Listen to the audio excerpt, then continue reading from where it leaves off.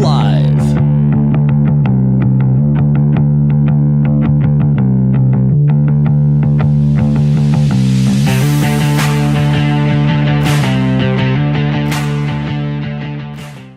And welcome to RealAg Live, everybody. I'm your host, Shaun Haney. Thanks a lot for tuning in today. Really do appreciate it. Hope you're having yourself a great Thursday. Okay, we got lots to discuss here. I think this is an issue that's top of mind with a lot of you, and that is the commodity market and what is exactly driving all this that's happened. We've seen a fantastic rise in a lot of the crops, the prices that people are growing in Canada, as well as the United States. Look at that canola price. Unbelievable. An old crop over $16 in some areas.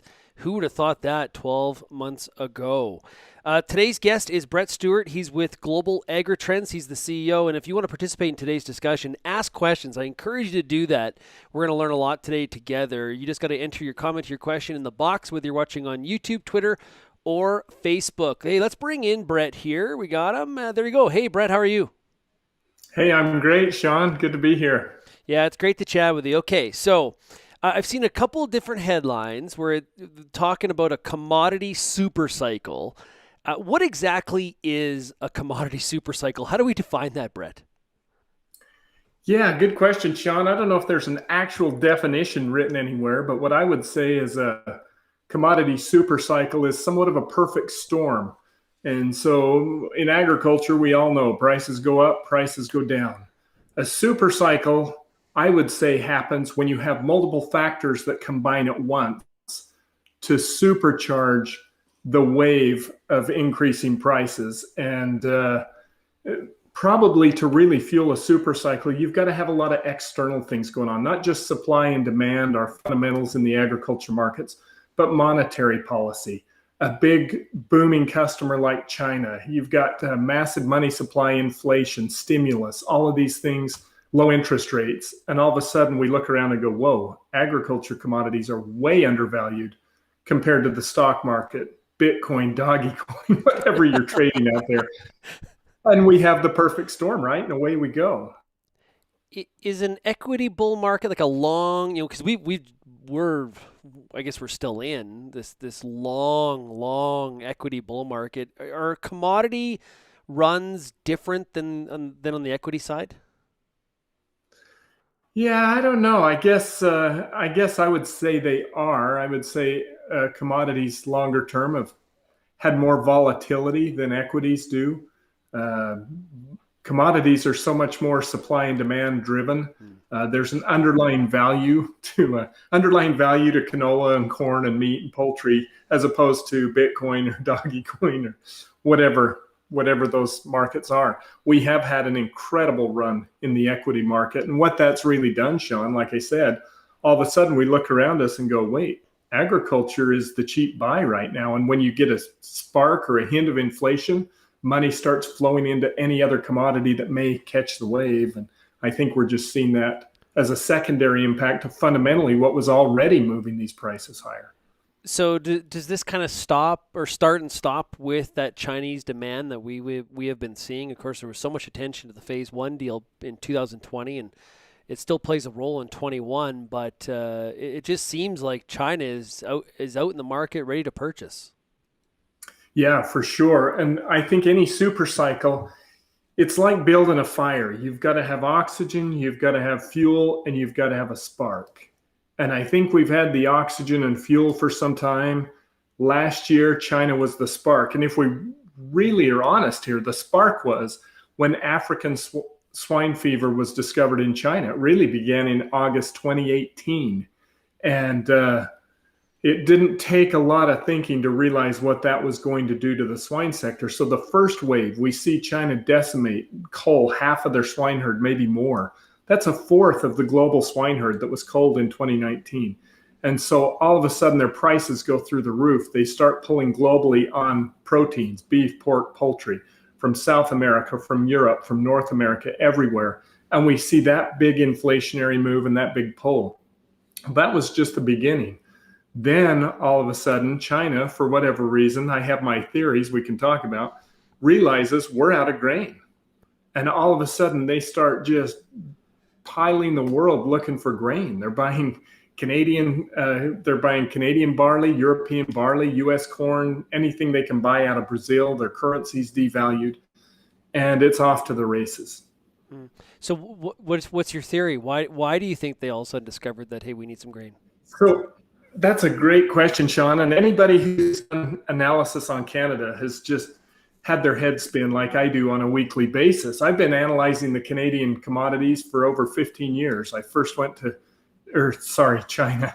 I first traveled to China 15, 18 years ago, and I've been to China at least once, twice a year, every year since. I was in China 3 times in 2019 before the ban hit. Actually, the last city I was in was a city I'd never heard of much before called Wuhan, China. I took a train to Wuhan for a swine conference in 2019, about 6 months before COVID blew up. So China's confusing. They don't report inventory. Ending stocks are a state secret in China. If I go around and ask people, hey, what's the soybean stock number? I may get invited to leave or worse. And so in China, we have no data. We're flying blind. 4 years ago, China had massive holdings of grain, just excessive stores of corn. Over the last 3 years, they've been auctioning off corn. This last year, I saw corn auctions for 2015 corn in China. They had years of corn stored, and they began auctioning that corn, and surprisingly, people kept buying it. And pretty soon, we see, like coming into the end of last year, they start to act like they've hit the end of the bin.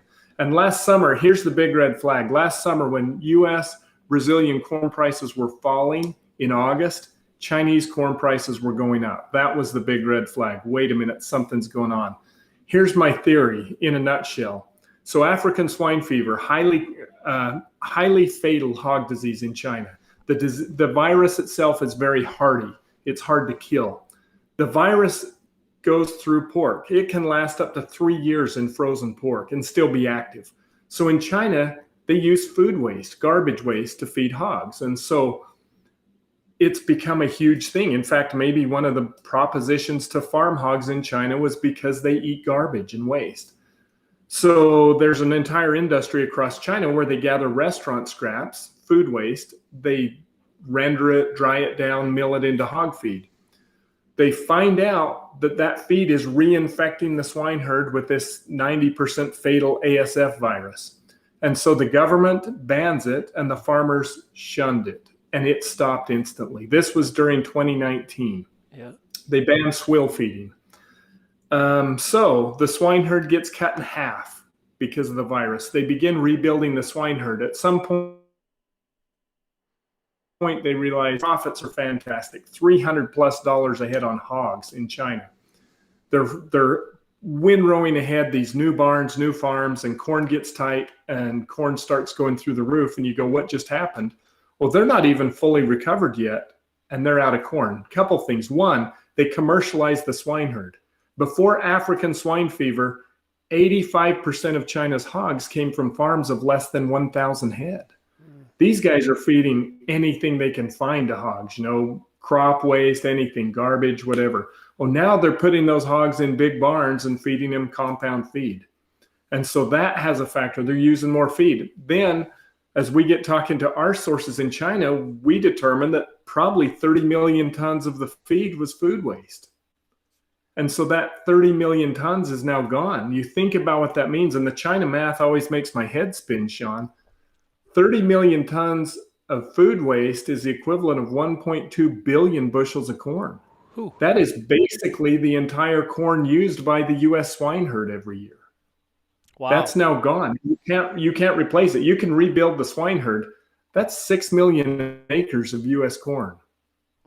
And so China is short of corn. Fundamentally, they do not have enough corn. And they're in this massive expansion with unbelievable profits. Because we hear a lot, is this building stocks or is this for use? Based on your theory, it's use. I think there's definite fundamental demand that they just cannot ignore. Now, China loves stocks. They'll put 2 years of corn in the bins. They just love having huge stocks. I think this even surprised the Chinese government. I do not think they were aware of what was happening. Think about it. They came in here in February and bought 6 million tons of US corn at 6-year high prices. Who does that, right? Who says, hey, the market's at a 6-year high, let's go book 6 million. So total, they've committed their 17 million tons on the books of US corn for China just since last September. I think it caught them unaware that they obviously have some storage. The Chinese government doesn't run to zero. They just don't. But when they step in and make these big purchases when the prices are this high, it only tells me one thing. They believe the prices are going higher. Brett, Lindsay asked a good question watching on Facebook. Where does all that food waste go now? Yeah, I've had that question a lot. You know, it was a fairly developed industry in China. And the buzz I hear is it just stopped. Some people would suggest, well, maybe it can go to aquaculture or poultry or something else. I've heard it's just stopped. I don't know. I haven't been to China. I can't get over there now. It's hard to get good information out of China without being able to travel, but I think it stopped. I think that waste is going in the garbage. Now look at this. So about 3-4 months ago, President Xi in China made this big statement, big campaign. We've got to reduce food waste. I don't know if anyone heard that, but he came out with this big new strategy. We got to reduce food waste across China. And everyone said food shortage. They're out of food. Well, maybe, but also they lost their recycling system. Yeah. Or hopefully they're not dumping it in the ocean. Yeah. I'm sure it's getting used in some way somewhere. I don't know. Yeah. A couple questions here. One from Brian. Is Chinese buying related to the massive flooding last July? Good question, Brian. Yeah. And you didn't hear a word about this out of China. No official reports. The best information I got were sources on Twitter, sources in China. The flooding was severe. Now, the flooding was mainly in the Yangtze Basin. And if you look at the Yangtze Basin in China, it's not a big corn area. It's a huge rice area. And it has a lot of hogs. So a lot of hogs, a lot of rice, some corn. The flooding was unbelievable. China never really admitted to this, but boy, the videos, it was unreal what happened. And it was a wave of flooding. It was just rain after rain after rain. That typhoon moved up through India and just soaked the upper Yangtze Basin. I don't know. I'm sure it strained a little bit of everything across the grains, but it was much more of a rice sector than a corn sector. Okay, question here from Kara, and I've been asking a lot of analysts this, Brett, is, you know, the lift there's a huge lift that's happened here. And tough marketing days right now for a lot of grain and oilseed producers because you're not really sure. Okay, on new crop, is there more lift to come, or is this do we sustain at these levels? What are some of the variables that we need to be watching on whether or not this fire kind of continues or piddles out? Yeah, well, first of all, I'm not psychic, right? But agriculture, what's the mantra? High prices fix high prices. Give us some high prices and we'll go ensure that we destroy those high prices. Yeah. So that's what the signal is right now. Produce more of everything. In the crops, that takes a year. In the beef cow herd, it takes 3 years. So it takes a while to build up to fix the high prices. I think a couple things to consider here. Markets go up and down. I tell people all the time, markets are like airplanes. We haven't left one up there yet. They do come down, and this one will come down. What's different, I think, a little bit about this one, I think there is a factor outside of supply and demand, the fundamentals of agriculture, that is bigger than agriculture. So let me talk about what that means. One, the stock market. Look at where the stock market is. A rising stock market creates more wealth. It creates more money to invest. And so as that market goes up, the profits got to be reinvested somewhere. What do we invest in? More stock. Well, that makes the stock market go up further. What do we invest in? So there's the bubble going, inflating, right? As such, agriculture commodities are undervalued. And so there is the temptation or the incentive to begin pushing outside money into agriculture at a faster rate because agriculture has not kept up with those broad markets. So I think the stock market valuations play a factor. The other factor, maybe the bigger factor, is just absolute money supply. So in the US, last year, and Canada's done the same thing. What do we do over COVID? We print stimulus. We got to get money out there. So the US, we quote unquote print money, or we sell treasuries, issue debt. And I'm looking at the M2 money supply, Shaun. So the M2 money supply is all the money that's out there. It's short-term accounts, checking accounts, all that. The year-over-year inflation, just in the size of the US money supply, February, we're up 26% from a year ago in our money supply. Now, my chart goes back to 1982. The highest point on that chart to 1982 is 15%. Wow. We just grew the money supply 26%. And here's the textbook definition of inflation is money divided by stuff, right? So you put more money on, that's your numerator, your stuff is the same, and the price goes up. And so inflation is here. It's unavoidable at this point. We're a foot away from passing another $2 trillion in stimulus in the United States. We're just going to continue to pour gas on this fire. And so we're in a spot where that money flows over everything and drives the values higher. And so I guess what's a little different when we look and say, how long will this cycle last? May want to set your sights a little further down the calendar, because I think this is being driven a lot by these big external monetary factors as well as just supply and demand. Awesome. I like that inflation, money divided by stuff. We got a question here from... Yeah, I'm pretty cerebral here, Shaun. Yeah. I like it. I can relate to it. At least that's math I can understand. Slade says, do you think they're purchasing all of this because of the soybean shortage? And I'm wondering if Slade means that, sort of like you talked about high prices fix high prices, there's a lot of talk about shortages of crops like beans. Does that basically speed up their purchases the more they hear about shortages, in whether that's in North America or South America? Yeah, well, I think by shortage, maybe what we ought to be thinking about is potential shortage. And what I mean by that, we have a very strong La Nina weather pattern in the Pacific Ocean, which has driven drought across South America. All winter in the Northern Hemisphere, we've heard about drought in Brazil, drought in Argentina. That probably has not made the Chinese rest any easier when they hear about drought. Now we're in a spot where that real strong La Nina pattern in the Pacific could lead to drought in the US this summer. And I think our drought risk is rising due to that weather pattern sitting off across the equator.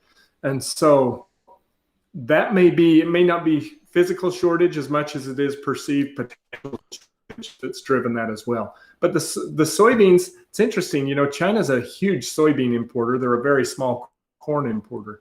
I just looked at some data today, and trying to gauge what's going on with Chinese soybeans, there's two factors. Do they need soybeans for cooking oil, or do they need soybeans for hog feed? It's a dual purpose crop in China and everywhere. You crush it for oil, you use the soy meal for feed. The conventional wisdom the last few months has been they need hog feed, right? Their corn is in tight supply.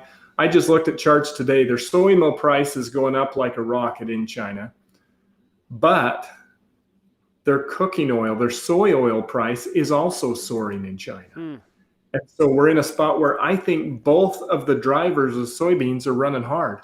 I think the Chinese economy is doing very well right now. Just some prelim data over Chinese New Year, which ends this week.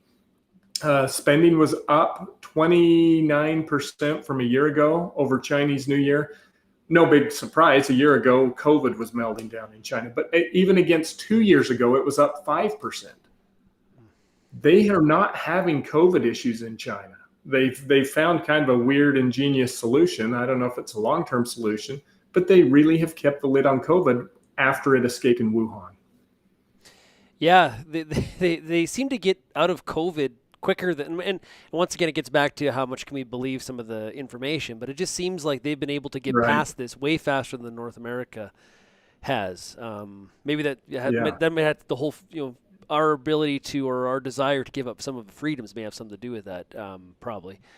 Daryl has a good question here. I'll put it up in a second, but agriculture sees China as like it is the market. There's obviously a growing wealth. There's this huge demand, and we're seeing the fruits of that right now. But there's a lot of other things going on in China that I think we have a problem with. Human rights violations that applies to the Uyghurs.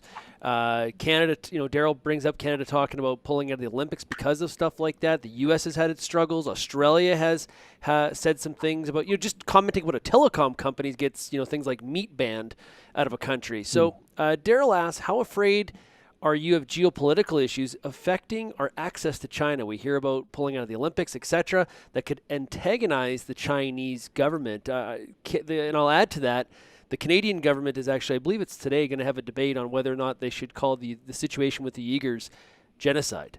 So, what do you think about that, Brett? Yeah, those are big sticky issues, and that risk is real. The concern I have, so now China is the global driver of the protein markets. They are now the global driver of the world corn markets and the global driver of the world soybean markets. This is relatively new, not for soybeans, but for corn and proteins. 3 years ago, China wasn't the driver. Today, they're the massive driver. So our biggest buyer, the big global driver of these commodities, is now a partner that has a lot of political baggage, a lot of high friction stuff. What you're talking about there, this is high friction stuff. And I don't know where we head from the U.S. standpoint. I know the Canadian politics are very sticky with China right now. China has a huge proportion of their pork processing plants delisted by China. Obviously political. So we're in a spot, this just raises higher volatility, higher uncertainty. One, we have no good data out of China. And two, we have this very tense political standoff with China. And so our global commodities are now being driven by a somewhat unstable, unreliable trading partner. Yeah. I didn't answer your question at all about that. I just think those are big issues. Those are huge issues, and they are, as participants of the agriculture space, we're going to have to follow all of the politics closely with China. But Brett, I think it's hard to answer it. Like I don't think that's one of the issues here for governments, is that there's really no easy answers to some of this stuff. And I was yesterday I was going to attend a webinar. I never got to it, but I printed off the report. It has to do with this, commodity reliance on China and it being the big market. It was put up with the U.S. Chamber of Commerce. It's like a novel in terms of analysis, talking about understanding U.S.-China decoupling. And they talk about the semiconductor and the chemical industries as examples. What would be the impact, or what would happen if we actually tried to decouple ourselves? This is, could you imagine if agriculture had that discussion right now? It would, it's not even real. Could you even do it? Yeah, it would not be pretty. There's no clean way to do it. We are dependent on China. China is dependent on us. And I guess that maybe is the best insurance we have, is that we're codependent. We can't cut off our leg despite them, or cut off our head despite China, and vice versa. There are some things, though, Shaun, I think we could do from a North American standpoint to reduce that risk and to soften that blow. I think there's some things we could do just here in the Western Hemisphere that would be beneficial. We sit here as the U.S., we are the world's consumer, right? We consume a lot. We also have resources. But if you look north-south, we're always talking east-west across the Pacific, China, U.S. Look at what we have in the Southern Hemisphere. We have an incredibly affordable labor pool. We have unbelievable resources. There's probably some things we could do strategically to align North and South America that may be able to soften the blow a little bit or reduce the risk of our cross-Pacific trade. What we do not have in South America, though, is a massive agriculture consumer like China. Yeah. Question here from Brian. Will ag reform in India, of course, we're seeing these farmer protests in regards to some of the regulation changes in India. Will ag reform in India have any impact at all on global markets? Yeah. Unfortunately, not very much at all. And the reason I say that is India is very closed off. They're not a big importer of anything, and they're not a big exporter of anything. They're pretty much self-reliant. It is tragic. It's difficult to see. Every time I go down the road of analyzing Indian agriculture, supply and demand, production, what they could import, export, whatever, I'm always absolutely shocked that they're all still alive, because pretty much everything they eat is produced in India. And it's 1.4 billion people. They're on top of each other. And there are parts that are good climates, but not all of it's a good growing climate. But they have just held out exports. No one has really cracked the nut yet and convinced India that, hey, we can supply commodities to you cheaper than you can produce them yourself. The problem is, and they face the same problem China did 10 years ago or even 5 years ago, if we start importing farm goods, what jobs are our farmers going to do? Yeah. The math is easy, right? The US, Canada, North America, we are the China of the world in terms of agriculture. We're the cheapest producers on earth. So the economics work, but you say, okay, we start importing our food needs. What are the farmers going to do? Well, they're going to drive their tractors into Delhi is what they're going to do. Yeah, and Canada has had some success getting some crops like lentils into Yeah. India, but that has been difficult as of late. For those protectionist sort of supporting our domestic farmer kind of reasons that you just talked about. So yeah, like and on that note, comparing India to China, I've seen some of the Bloomberg stories where it's like hog production like super center where it's like a stacked hog barn, and it's just, you think the country coming off of ASF would sort of you would be asking some questions about some of those facilities.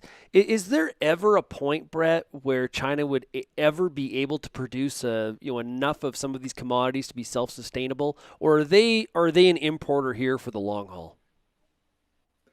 Yeah, I would say, Shaun, they have crossed that line.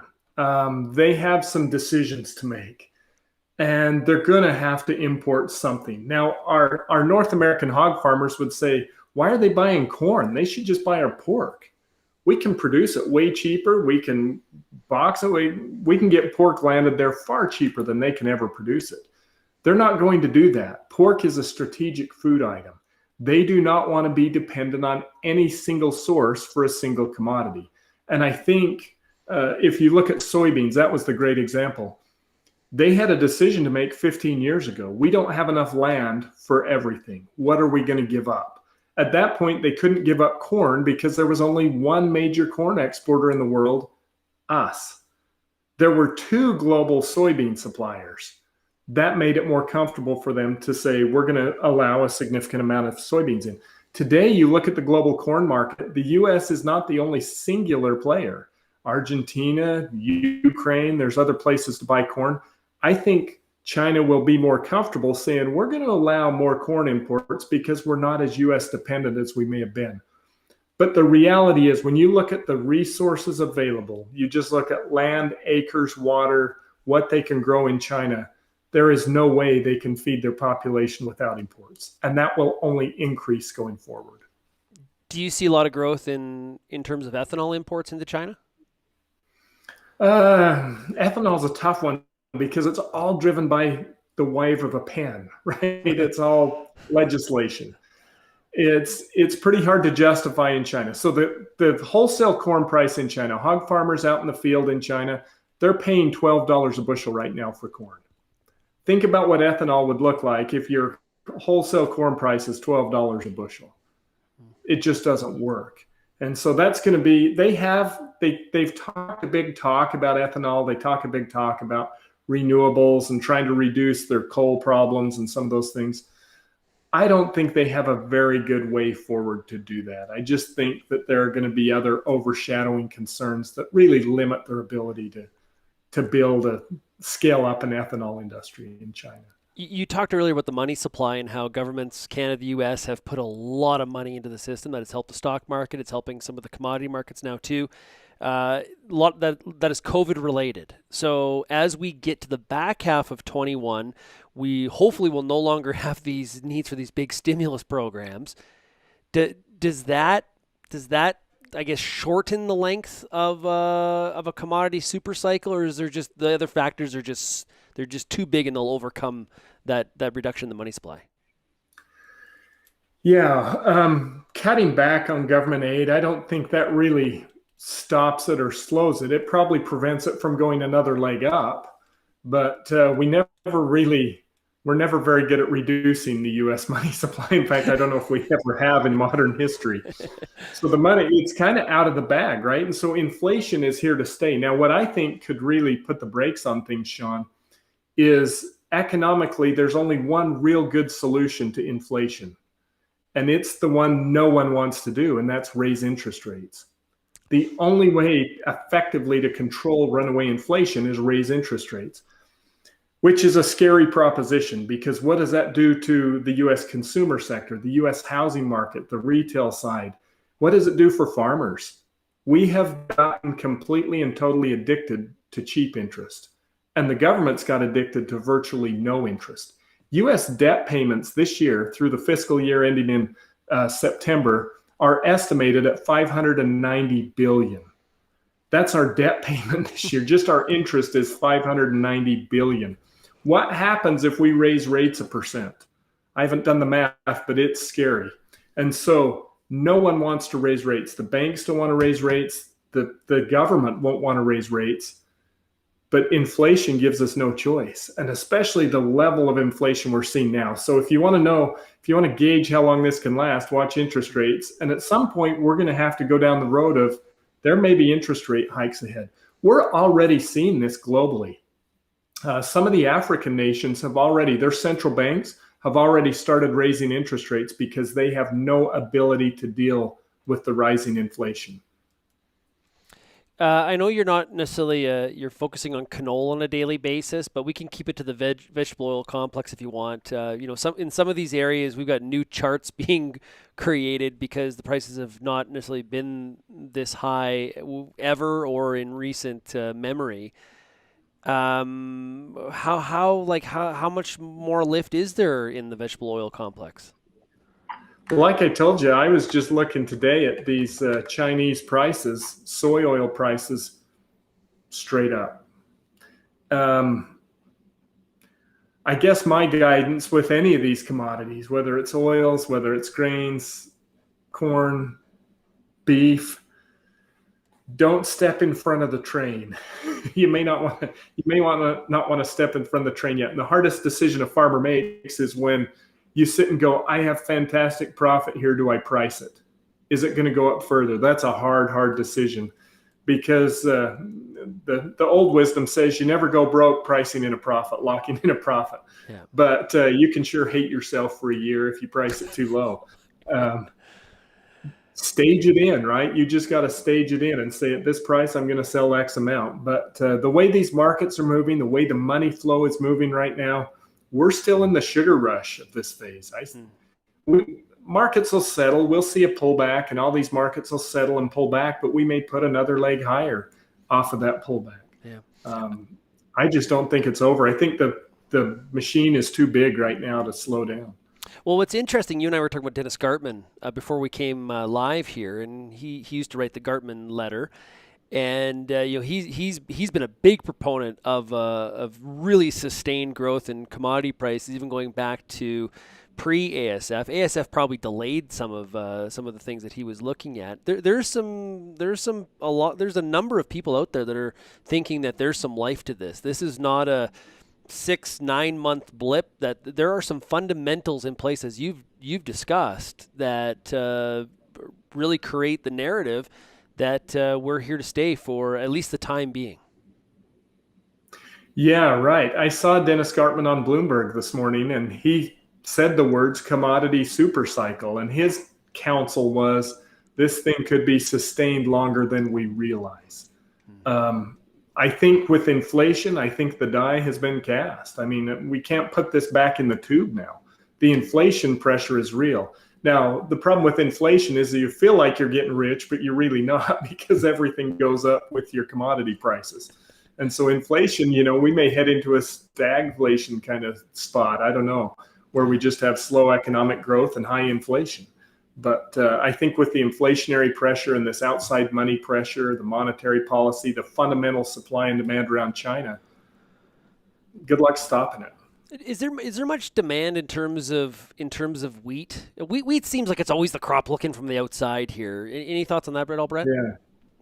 Yeah, wheat's interesting because, God, it just grows everywhere. Look around the world and everyone can produce wheat. So it's the consummate crop of oversupply and crashing prices, the cycle crop, because when prices get high, you can just plant it everywhere and everyone grows wheat. And so it diversifies the weather risk. Yeah, I don't know. Wheat will ride this train here. But the real question becomes what gets grown in the Northern Hemisphere in the next 6 months? Yeah. We can probably oversupply the wheat market faster than we can oversupply maybe the corn or soybean markets. Yeah. ASF, obviously, we've talked about it a little bit here. It's had a huge impact. Where is China at in that recovery? Like, are they, because it gets back to that, how much information can we trust? Like, you see these reports come out and you're like, oh, they're past it, they're out of it. And then you see another person say that, no, not so fast. So where do you stand on that? Yeah, so the Chinese government came out in December and said they are 90% recovered, and by the second quarter, they'll be 100% recovered. That's absolutely impossible. In fact, you talked about the high-rise barns, right? Muyan, a Chinese hog farming company, publicly traded company, built a farm with 21 high-rise hog barns, multi-story high-rise, 21 of them in a block, 84,000 sows on one farm. Here's the deal. They still have ASF.